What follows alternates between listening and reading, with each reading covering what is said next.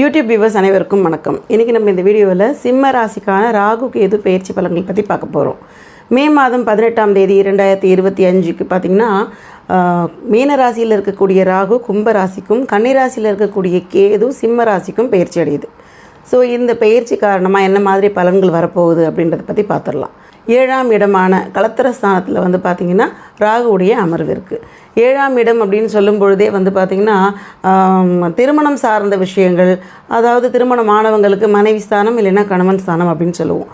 So இந்த இடத்துல ராகு உட்கார்ந்த உடனேயே பலவிதமான திருப்பங்கள் வர்றது அப்படின்றது நிச்சயமாக உண்டு.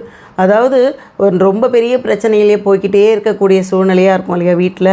அதாவது பிரிவுகள் சம்மந்தப்பட்ட பிரச்சனைகள் இருக்கலாம், டிவோர்ஸ் வரைக்கும் போயிட்டு ஏதோ நமக்கு ஒருத்தருக்கு செட் ஆகலை அப்படின்னு சொல்கிற மாதிரி பிரச்சனைகள் இருந்தாலுமே அது சரி செய்யறதுக்கான ஒரு சூழ்நிலை கண்டிப்பான முறையில் வரும். ஏன்னா ராகு 7ல் வருது அப்படின்னாலே கணவன் மனைவிக்கு ஒரு ஈர்ப்பு அப்படின்றது ஏற்படுறதுக்கு உண்டான அது ஒரு தன்மையை ஏற்படுத்தி கொடுக்கும். ஸோ இதனால் வந்து பார்த்திங்கன்னா திரும்பவும் ரீயூனியன் ஆகிறதுக்கு உண்டான வாய்ப்புகள் உண்டு. திருமணம் ஆகாதவங்களுக்கு அப்படின்னு பார்க்கும் பொழுது நல்ல வரன் அமையத்துக்கான வாய்ப்புகள் கண்டிப்பான முறையில் ஏற்படுத்தி கொடுக்கும்.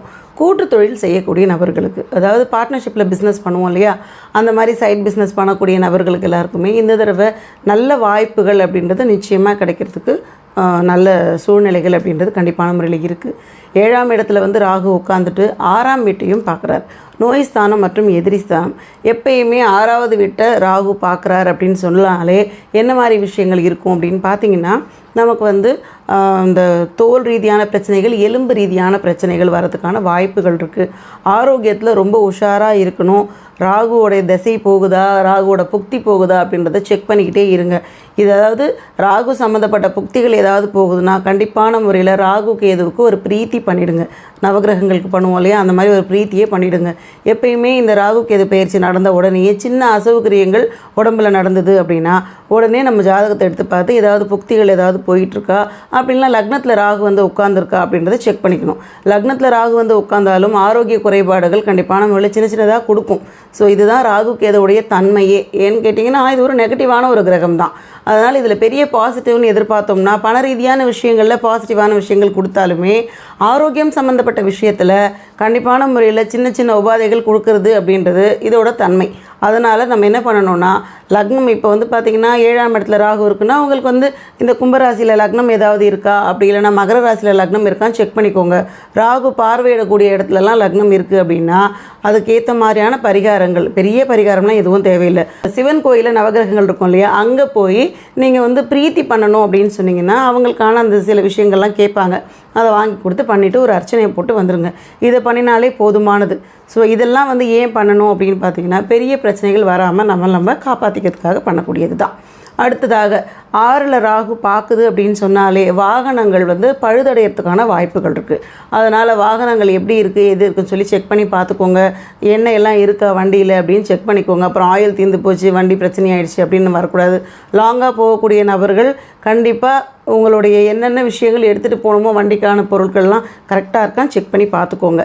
இது ரொம்ப முக்கியமான ஒரு விஷயம். எப்பயுமே ராகு வந்து பயிற்சி அடைஞ்சதுன்னா வாகனங்களில் தான் பிரச்சனைகளை கொடுக்கும். அதனால் அதை கொஞ்சம் இன்னுமே டபுளாக பார்த்துக்கோங்களேன். நார்மலாக பார்க்கறத விடவும் இரட்டிப்பு பாதுகாப்பு தன்மையை நீங்கள் உறுதிப்படுத்திக்கோங்க. அடுத்ததாக எதிரி ஸ்தானம் அப்படின்னு சொன்னோம் இல்லையா, எதிரி ஸ்தானம்னா நம்மக்கிட்ட நல்லா பேசுவாங்க. வேலை பார்க்குற இடமா இருக்கட்டும் இல்லை உறவினர்களாக இருக்கட்டும், நல்லா பேசிட்டு நம்ம சொல்லாதது எல்லாத்தையும் சொன்னதாக வெளியே கொண்டு போய் சொல்லுவாங்க. இந்த கலகம் செய்யக்கூடிய ஒரு சூழ்நிலை அப்படின்னு சொல்லுவோம் இல்லையா, அந்த மாதிரி நபர்கள்லாம் வந்து ராகு எடுத்து வெளியே காட்டும். ஸோ அதெல்லாம் நீங்கள் புரிஞ்சுக்கிறதுக்கு உண்டான சூழ்நிலைகள் வரும். அது ஃப்ரெண்ட்ஸ் சம்மந்தப்பட்ட விஷயத்தில் ரொம்பவே உஷாராக இருக்கணும். 6ஆம் இடம் வந்து பார்த்திங்கன்னா எதிரி ஸ்தானம் அப்படிங்கிறதுனால இந்த இடத்துல ராகுவோட பார்வை விழுது அப்படிங்கிறதுனாலேயே நம்ம என்ன பண்ணணும்னா யார்கிட்டையும் சீக்ரெட்ஸ் எல்லாம் ஷேர் பண்ணவே கூடாது. எப்பேற்பட்ட ரகசியமாக இருந்தாலும் இவங்ககிட்ட மட்டும் சொல்லலாம். ரொம்ப க்ளோஸ்ன்னு சொல்லி சொன்னோன்னா அவங்க நல்லவங்களாக தான் இருப்பாங்க. நம்ம கிரக கோளாறு அந்த சமயம்னு பார்த்து வாய் தவறி வெளியே சொல்லிடுவாங்க, நம்ம மாட்டிப்போம். அதனால் உங்களுக்குள்ளே நீங்கள் ஒரு வளையம் மாதிரி ஒன்று போட்டுட்டு வெளியே எதையும் சொல்லாமல் உங்களை ரட்சையாக காப்பாற்றிக்கோங்க. இதை செஞ்சால் போதுமானது. அதே மாதிரி நோய்க்கு உண்டான மருந்துகள்லாம் ஈஸியாகவே கிடைக்கும். உங்களுக்கு ஆரோக்கியம் சம்மந்தப்பட்ட பிரச்சனை வந்தால் உடனே ஹாஸ்பிட்டலுக்கு போங்க. திரும்ப திரும்ப சொல்லிக்கிட்டு இருக்கிறதுக்கு இதே தான் காரணம். நீங்களாக கைவேத்தியமெல்லாம் பண்ணாதீங்க. சின்ன பிரச்சனைகள் ஏதாவது வந்தால் உடனே மருத்துவர் அணுகுனீங்கன்னா அதுவே ஒரு பரிகாரமாக ஆகிடும். அதனால் நீங்கள் பெரிய பாதிப்புக்கெல்லாம் உள்ளாக வேண்டிய அவசியம் கிடையாது. அடுத்து ராகு வந்து பார்த்திங்கன்னா 3ஆம் வீட்டை பார்வையிடுது. 3ஆம் வீடு வந்து பார்த்திங்கன்னா சகோதரஸ்தானம் மற்றும் தைரியஸ்தானம். இந்த இடத்த வந்து ராகு பார்க்கறதுனால தைரியம் ரொம்ப ஜாஸ்தியாகவே இருக்கும். எதுவாக இருந்தாலும் பார்த்துக்கலாம், இத்தனை நாளாக போராடணும், இப்போ இன்னொரு தடவை ட்ரை பண்ணி பார்ப்போம், கண்டிப்பாக கிடைக்கும் அப்படின்ற மாதிரியாக விடாமுயற்சின்னு சொல்லுவோம் இல்லையா, அதெல்லாம் வெற்றி காண்றதுக்கான ஒரு வழி கண்டிப்பான முறையில் கிடைச்சே தீரும். எப்பெல்லாம் ராகு 3ஆம் இடத்துக்கு வருதோ நம்ம எதெல்லாம் பண்ண முடியாதுன்னு நினைக்கிறோமோ அதெல்லாம் பண்ணக்கூடிய ஒரு சூழ்நிலையை ஏற்படுத்தி கொடுத்துரும். ஏன்னா அதெல்லாம் ஒரு பெரிய கிரகம் அப்படின்ற காரணத்தினாலேயே பண்ண முடியாதது, அசாத்தியமான விஷயங்கள்லாம் செய்யறதுக்கான வாய்ப்பு, பாராட்டுகள் அதிகமாக கிடைக்கிறதுக்கான சூழ்நிலை கண்டிப்பான முறையில் உண்டு. ஒரே சிரிப்பாக இருக்கும், சந்தோஷமாக இருக்கும் குடும்பம் அப்படின்னு சொல்லுவோம் இல்லையா, அந்த மாதிரி சுச்சுவேஷனை கண்டிப்பான முறையில் க்ரியேட் பண்ணி கொடுத்துரும். 3ஆம் இடத்துல வரக்கூடிய இந்த ராகு பார்வை வந்து பார்த்திங்கன்னா நிறைய நல்ல விஷயங்களை கொடுத்தே தீரும். சகோதர வழியில் இருக்கக்கூடிய தேவையில்லாத பிரிவுகள் எல்லாத்தையும் சரி பண்ணுறதுக்கான சூழ்நிலை இருக்கும். நிறைய பேர் வந்து பேசாமல் வெளியூரில் இருப்பாங்க, ரொம்ப வருஷம் ஆச்சு பேசி பார்த்து, ஏதோ மனஸ்தாபத்தை ஒதுங்கி இருக்கும் அப்படின்னு சொல்லுவோம் இல்லையா, இந்த மாதிரி விஷயங்கள் எல்லாத்தையும் மாற்றக்கூடிய ஒரு தன்மை இந்த ராகுவோட பார்வைக்கு உண்டு. எப்பேற்பட்ட ஒரு கெடுதல் நினைக்கிறக்கூடிய நபர்களாக இருந்தாலும் கூட திருப்பி சேர்ந்து எல்லாம் ஒன்றா ஒத்துமையாக இருக்கிறதுக்கான வாய்ப்பை ஏற்படுத்தி கொடுத்துரும். அடுத்து ராகுவுடைய பார்வை 11ஆம் வீட்டுக்கு விழுது. லாபஸ்தானத்தில் ராகுவோட பார்வை விழுதுன்றதே ஒரு பெரிய நல்ல விஷயம் அப்படின்னு சொல்லலாம். அதாவது லாபம் அதிகமாக கொடுக்கக்கூடிய கிரகம்னு சொன்னாலே அது ராகு தான். அந்த இடத்துல வந்து பார்த்திங்கன்னா நமக்கு ராகுவோட பார்வையே 11 விழுது அப்படின்னும் பொழுது எவ்வளவு நல்ல விஷயம் வரும் அப்படின்னு பார்த்திங்கன்னா, இது நாள் வரைக்கும் சின்ன சின்னதாக வந்து ஒரு வேலை கிடைக்கல அப்படின்னு யோசிச்சுக்கிட்டு இருப்போம். அப்படின்னா ஒரு பிஸ்னஸ் பண்ணலான்னு பார்த்தா அதுக்கு ஒரு ஃபண்டு கிடைக்காது, லோனுக்கு போனால் லோன் கிடைக்காது, எல்லா இடத்துலையும் திருப்பி திருப்பி அடித்து எங்கே ஆரம்பித்தோமோ அங்கேயே வந்து நிற்கிறோன்னு சொல்லுவோம் இல்லையா. இதே சூழ்நிலை தான் சிம்மராசிக்காரங்க ரொம்ப ஒரு 4-5 வருஷமாக தொடர்ந்து பார்த்துக்கிட்டே இருந்திருப்பாங்க. இப்போ வந்து பார்த்திங்கன்னா ஆவரேஜாக இருக்கக்கூடிய விஷயங்கள் எல்லாம் மாறி நல்ல லாபம் வர்றதுக்கான சூழ்நிலை, திடீர் அதிர்ஷ்டம் வர்றது, இது எல்லாத்தையுமே செஞ்சு கொடுக்கக்கூடியது இந்த ராகுவுடைய பார்வை அப்படின்னு சொல்லலாம். 1.5 வருஷம் இருக்குது. அதாவது வந்த உடனேயே வந்து 1 வாரம் ஆகுது இன்னும் ஒன்றுமே நடக்கலை அப்படின்லாம் யோசிக்காதீங்க. 3ஆக பிரிச்சுக்கணும் இந்த ராகு கேது பயிற்சி எல்லாத்தையுமே. எப்படின்னா 3-6 மாதங்கள் கொண்டது தானே 1.5 வருஷம். அது முதல் 6 மாதமாக இருக்கலாம் நல்ல முன்னேற்றம் வருது, இல்லை 2ஆவதாக இருக்கலாம், இல்லை 3ஆவதாக இருக்கலாம். இந்த 3-6 மாதங்களில் ஏதாவது ஒரு 6 மாதத்தில் கண்டிப்பான முறையில் நல்ல முன்னேற்றங்கள் அப்படின்றது நிச்சயம் வந்தே தீரும். பொறுமையாக காத்துக்கிட்டுருங்க. நீங்கள் வந்து எந்த விஷயம் செஞ்சாலும் 1க்கு 2 தடவை யோசித்து செய்யணும். ரொம்பவே வந்து பார்த்திங்கன்னா ஹெல்த் கான்ஷியஸாக இருங்க. நல்ல சாப்பாடு சாப்பிட்ணும், வெளி உணவுகள் நேரம் தவறி சாப்பிட்றது, இது எல்லாத்தையும் கொஞ்சம் கண்ட்ரோல் பண்ணிக்கோங்க. தூக்கத்துக்கு கொஞ்சம் முக்கியத்துவம் கொடுங்க. தூக்கத்துக்கு முக்கியத்துவம் கொடுங்கன்னு சொன்னால் நான் இரவு தூக்கத்துக்கு சொல்கிறேன். பகலெல்லாம் தூங்க சொல்லிட்டாங்கன்னு தூங்கக்கூடாது. கரெக்டான நேரத்துக்கு தூங்குறது, கரெக்டான நேரத்துக்கு எழுந்திருக்கிறது, இதெல்லாம் பஞ்சுவாலிட்டி கரெக்டாக ஃபாலோ பண்ணிங்கன்னா உங்களோட முன்னேற்றம் கண்டிப்பான முறையில் நல்லபடியாக இருக்கும். கேது வந்து பார்த்திங்கன்னா சிம்ம ராசியில் வந்து உட்காந்துருக்கு. அதாவது ராசியில் 1ஆம் இடமான சுயஸ்தானத்தில் கேதுவுடைய அமர்வு இருக்குது. உட்காந்த உடனேயே என்ன மாதிரியான பிரச்சனைகள் இருக்கும்னு பார்த்திங்கன்னா, ஏன் பிரச்சனைன்னு சொல்கிறோன்னா ராகு கேதுவே பிரச்சனைக்குரிய ஒரு கிரகம் தான். நெகட்டிவான கிரகம் அப்படின்றதுனால நம்ம எப்பயுமே கொஞ்சம் அலர்ட்டாக இருக்க வேண்டிய ஒரு சூழ்நிலை இருக்கும். கேது நிறைய ஞானத்தை கொடுக்கும், அறிவு ஜாஸ்தியாக கொடுக்கும், பொறுமையை கொடுக்கும். இத்தனை நாள் வந்து பட்டுன்னு பேசிட்டு எதையுமே காது கொடுத்து வாங்காமல் இருக்கக்கூடிய நபர்களாக இருந்தாலும் கூட இப்போ நிறுத்தி நிதானமாக என்னன்னு கேட்கக்கூடிய ஒரு சூழ்நிலையில் இருப்பீங்க. அதாவது இது ஒரு விஷயமா இருந்தாலும் கூட நமக்கு சிம்ம ராசியில் வந்து உட்காந்துருக்கு அப்படின்றதுனால அந்த ராசிக்காரர்களுக்கு என்ன மாதிரியான தோற்றம் இருக்கும் அப்படின்னு பார்த்திங்கன்னா, தலைமையில் கேது வந்து உட்காந்த மாதிரி இருக்கும். ஸோ சந்திரன் மேலே கேது சேர்க்கை ஆகுது இல்லையா, அப்போ என்ன ஆகும்னா சந்திரன் தான் மதிகாரகன். உங்கள் மதியை வந்து ஃபுல்லாகவே கிரகணம் செய்யக்கூடிய ஒரு கிரகம் வந்து தலையில் உட்காருது, அதாவது கேது உட்காருது அப்படின்ன உடனே என்ன ஆகும்னா நீங்கள் எப்படி தான் நல்லா யோசிக்கணும்னு நினச்சாலும் நெகட்டிவாக தான் யோசிக்க வைக்கும். அடிக்கடி குழப்பமாயிருவீங்க. யாராவது ஒருத்தவங்க அடிக்கடி உங்களை பூஸ்ட் பண்ணிக்கிட்டே இருக்கணும், உங்களை மோட்டிவேட் பண்ணிக்கிட்டே இருக்கணும் அப்படின்ற மாதிரி சிச்சுவேஷனில் இருப்பீங்க. டக்குன்னு நெகட்டிவ் ஆகிட்டு டக்குன்னு டவுன் ஆயிரும் அப்படின்னு சொல்லுவோம் இல்லையா, அந்த மாதிரி ஒரு சூழ்நிலை இருக்கும். இது வந்து பார்த்திங்கன்னா வாரத்துக்கு ஒரு தடவை டெய்லி எப்படின்னு எப்படி வேணாலும் எடுத்துக்கலாம். நீங்கள் ஒரு நாளுமே ஒரு யுகம் மாதிரி போகிற மாதிரி இருக்கும். ஏன்னா சந்திரன் மேலே வந்து கேது உட்கார்ந்து இருக்குன்னா, போன வருஷம் வந்து பார்த்திங்கன்னா கன்னிராசிக்காரர்களை கேட்டிருக்கலாம், பலவிதமான குழப்பங்கள் பார்த்துக்கிட்டே இருந்திருப்பாங்க. எப்பயுமே சந்திரன் மேலே கேது உட்காந்துருக்கு அப்படின்னு சொன்னாலே கிரகணம் செய்யக்கூடிய கிரகம் இல்லையா, அதனால் நம்ம என்ன தான் பாசிட்டிவ் வைபோடு இருந்தாலும் சரி, எல்லாருக்குமே பாசிட்டிவாக நிறைய அட்வைஸ்லாம் கொடுக்க முடியும். ஆனாலும் தனக்குன்னு வரும்போது பார்த்திங்கன்னா ஃபுல் அண்ட் ஃபுல் நெகட்டிவாகவே திங்க் பண்ண தோணும். எனக்கெல்லாம் கிடைக்காது, எனக்கு வராது, எனக்கு எப்பயுமே இப்படி தான், நல்லதே நடக்காது அப்படின்னு சொல்லுவோம் பாருங்கள். இந்த மாதிரி டைலாக் நிறைய சொல்லிக்கிட்டே இருப்போம். ஒரு வேலை பார்க்குற இடத்துலையே வந்து எல்லாமே நல்லா தான் இருக்கும், ஆனால் நம்ம கண்ணுக்கு மட்டும் நம்மளை மட்டும் பார்ஷியாலிட்டி பண்ணுற மாதிரியும் நம்மளை மட்டும் ஓரம் கட்டுற மாதிரி கார்னர் பண்ணுற மாதிரி எல்லாம் நமக்கே தோணும். இது எல்லாத்தையுமே நீங்கள் என்ன நினச்சிக்கணுன்னா, இது எது உங்களுக்கு சொல்கிறேன்னா மைண்டில் நல்லா வச்சுக்கோங்க. சுற்றி இருக்க எல்லாம் கரெக்டாக தான் இருக்கும், நம்ம பார்வைக்கு அப்படி தோணும். அதாவது எல்லாமே சரியாக போகுது, சந்திரன் மேலே கேது இருக்கிறதுனால நமக்கு மட்டும் இந்த மாதிரியான தோற்றம்லாம் தெரியுது அப்படின்னு நீங்கள் நினச்சிக்கோங்க. இல்லாத விஷயத்தை கற்பனை பண்ணி பார்க்கக்கூடிய தன்மை ரொம்ப ஜாஸ்தியாக இருக்கும். சிலர் சொல்லுவாங்க இல்லையா, ஆலோசிலேஷன்ஸ்லாம் வருதுன்னு, இருக்கிறது இல்லாதது நம்மளா போட்டு ஒரு கற்பனை உலகத்தில் வாழ்வோம் பாருங்கள். அந்த மாதிரி விஷயங்கள் எல்லாத்தையுமே கொடுக்கக்கூடியது இந்த சந்திரன் கேதுவுடைய சேர்க்கை. அதனால் ரொம்ப உஷாராக இருக்க வேண்டிய சூழ்நிலை. அதிகமாக யார்ட்டையும் பேசாதீங்க. ஏதாவது உங்களை பேச சொன்னால் ஓரிரு வார்த்தைகளில் கட் பண்ணிக்கோங்க. ஜாஸ்தியாக பேசுனீங்கன்னா அந்த இடத்துல நீங்கள் வந்து தோல்வியை சந்திப்பீங்க. பேச்சு குறைப்பு அப்படின்றத கொஞ்சம் ஃபாலோ பண்ணிக்கோங்க. அடுத்து இந்த கேது வந்து பார்த்திங்கன்னா 12ஆம் வீட்டையும் பார்க்குது.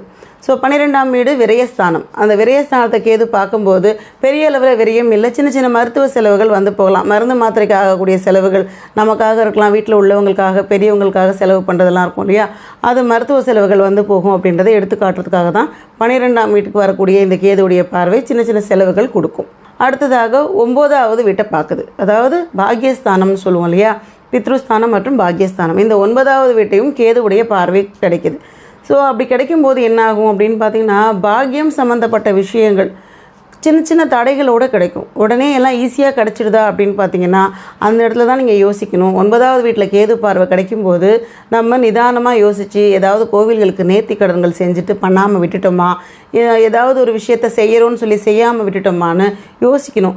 அந்த மாதிரி யோசித்து ஏதாவது பேலன்ஸ் வச்சுருக்கிறீங்க, மொட்டை போடுறேன்னு வேண்டியிருப்போம், போட்டிருக்க மாட்டோம், அங்கே ஏதாவது ஒரு விஷயத்தை பண்ணுறோம், பொங்க வைக்கிறோம், நம்ம வந்து என்ன பண்ணோம், கஷ்டம் வரும்போது எல்லா இடத்துலையும் வேண்டுதலை போட்டுப்போம்.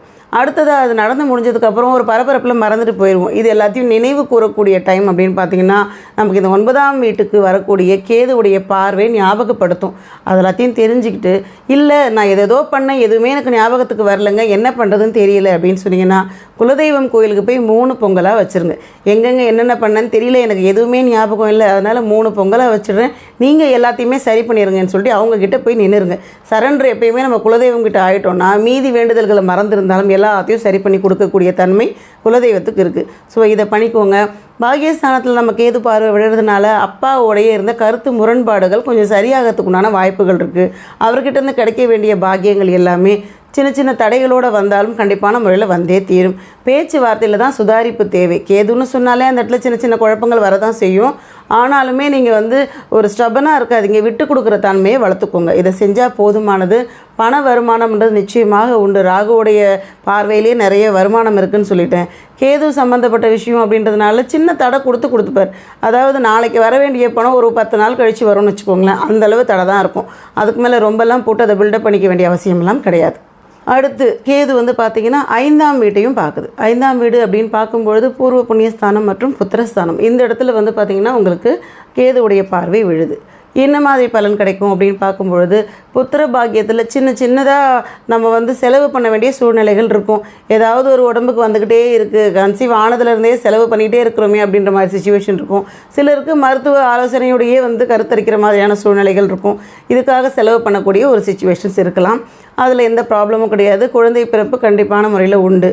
அது வந்து பூர்வ புண்ணியஸ்தானம் அப்படின்னு சொன்னதுனால புதுசாக நீங்கள் ஏதாவது ஒரு விஷயத்தை செய்யணும்னு நினச்சாலோ, வீடு வாங்கணும் இல்லை வண்டி வாகனங்கள் வாங்கணும் அப்படின்னு பிளான் பண்ணியிருந்தால் அதில் வந்து பார்த்திங்கன்னா உங்களுக்கு கிடைக்கிறதுக்கான வாய்ப்புகள் இருக்குது.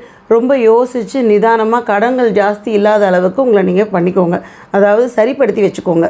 ரொம்ப பெரிய கடன்களில் சிக்காதீங்க. கேது பார்க்குற சமயத்துலலாம் கடன் வாங்கினோன்னா கொஞ்சத்தில் அடைக்க முடியாது. எப்பயுமே சனி இருக்க சமயத்துலேயும் கேது இருக்க சமயத்துலேயும் பெரிய கடன்களில் போய் மாட்டக்கூடாது. அப்படி மாட்டணும்னு வச்சுக்கோங்களேன், அதுலேருந்து வெளியே வர்றது ரொம்ப கஷ்டமாக இருக்கும். அதனால் ரொம்ப கொஞ்சம் தள்ளி போட்டுக்கிறதுனாலும் தள்ளி போட்டுக்கலாம். இல்லை நல்ல புக்தி நடக்குதா அவங்களுக்கு, அதாவது ஒரு சுக்கிர தசை போகுது, இல்லை சுக்கிர புக்தி நடக்குது, இல்லை வேறு ஏதாவது ஒரு தசை குரு புக்தி போகுது அப்படின்னாலும் நல்ல புக்திகள் போகிற காலத்தில் நீங்கள் ஏதாவது லோனுக்கெல்லாம் போனீங்கன்னா கூட அது உங்களுக்கு சரிப்படுத்தி கொடுத்துரும். அதுவும் கேதுவோ இல்லை ராகுவோ போய்கிட்டு இருக்கிற சமயத்தில் எடுத்திங்கன்னா தேவையில்லாத வம்புகள் வரும்.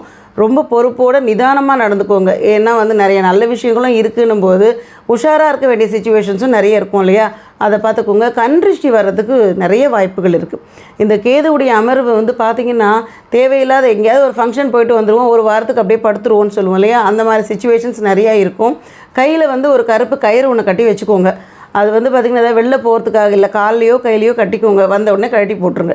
இது வந்து பார்த்திங்கன்னா ஒரு தற்காப்புக்காக பண்ணிக்கிற மாதிரி ஒரு சிச்சுவேஷன்ஸ். இது எல்லாத்தையும் நீங்கள் கரெக்டாக ஃபாலோ பண்ணிக்கணும். அது தேவையான சிச்சுவேஷனில் யூஸ் பண்ணிக்கிறது, அவ்வளவுதான். இதெல்லாம் பண்ணுறதுனால பார்த்திங்கன்னா ஏதோ சின்ன சின்ன விஷயம் தான் நம்ம பண்ணுவோம், அது பெரிய பலன்கள் நமக்கு கொடுத்துருச்சுன்னு சொல்லுவோம் இல்லையா, அந்த மாதிரி தான். ஒருவேளை உங்கள் ஜாதகத்தில் வந்துட்டு நெகட்டிவான ஒரு இந்த ராகு புக்தியோ இல்லை கேது புக்தியோ போகுது, அப்படி இல்லைன்னாக்கா நமக்கு வந்து லக்னத்தில் கேது வந்து உட்காந்துருச்சு, இந்த மாதிரியான சூழ்நிலை உங்கள் ஜாதக கட்டத்தில் இருந்தால் நவகிரகங்கள் இருக்கக்கூடிய கோவில்களுக்கு போங்க, ராகு கேதுவுக்கு பிரீத்தி பண்ணிவிடுங்க. இதை பண்ணினா போதும், பெரிய பிரச்சனைகள் எதுவும் உங்களை அண்டாது. உங்களுக்கான பரிகாரம் வந்து பார்த்திங்கன்னா, இப்போ வந்து மகாலட்சுமி வழிபாடும் பெருமாள் வழிபாடும் தொடர்ந்து பண்ணுங்கள். இந்த வழிபாடுகள் தொடர்ந்து பண்ண பார்த்திங்கன்னா உங்களுக்கு பண ரீதியான பிரச்சனைகள்லேருந்து வெளியே வரலாம். பெருமாள் வழிபாடு பண்ண கடன் ரீதியான பிரச்சனைகள்லேருந்து வெளியே வரலாம். வேலை சம்மந்தப்பட்ட விஷயங்கள் எல்லாமே பாசிட்டிவாக வரதுக்கான வாய்ப்பை இந்த 2 கடவுள்களும் உங்களுக்கு அனுகிரகம் பண்ணுவாங்க. ஏழை மக்களுக்கெல்லாம் வந்து பார்த்திங்கன்னா ஏதாவது உதவி தேவைப்படக்கூடிய நபர்களுக்கு சின்ன சின்ன உதவிகள் முடிஞ்சால் செய்யுங்க. உதவிகள் செய்ய நமக்கு புண்ணியங்கள் பெருகும். நிறைய வந்து பார்த்திங்கன்னா நெகட்டிவான கிரக பயிற்சிகள் நடந்ததுன்னா புண்ணியத்தை நம்ம தேடணும். சின்ன சின்ன புண்ணியங்கள் பெரிய பெரிய பாவங்கள்லேருந்து நம்மளை வந்து கொஞ்சம் காப்பாற்றி கொடுக்கும். அதனால் குட்டி குட்டி புண்ணியங்கள் உங்களால் எதெல்லாம் முடியுதோ அதெல்லாம் அப்பப்போ செஞ்சுக்கிட்டே இருங்க. அமாவாசை டைம்லலாம் வந்து பார்த்திங்கன்னா கண்டிப்பான முறையில் யாருக்காவது ஒரு 2 பேருக்கு சாப்பாடு வாங்கி கொடுக்கணும் அப்படின்னு ஒரு ஷெட்யூல்டு போட்டு வச்சுக்கோங்க. இன்றைக்கி அமாவாசை 2 பேருக்கு வாங்கி கொடுத்துடணும். இதெல்லாம் வந்து பெரிய செலவுகளில் வராது. ஏதோ 2 இட்லியாவது வாங்கி கொடுங்க. இதை பண்ணிங்கன்னா வாழ்க்கை அபரிவிதமான லாபங்களோடு உங்களுக்கு ரொம்ப நல்லாவே கிடைக்கும். இன்றைக்கி நம்ம இந்த வீடியோவில் சிம்மராசிக்கான ராகு கேது பயிற்சி பலன்களை பற்றி பார்த்தோம். இந்த வீடியோ உங்களுக்கு பிடிச்சிருந்தா லைக் பண்ணுங்கள், ஷேர் பண்ணுங்கள், சப்ஸ்கிரைப் பண்ணுங்கள். டவுட் இருந்தால் கமெண்ட் பண்ணுங்கள். நன்றி, வணக்கம்.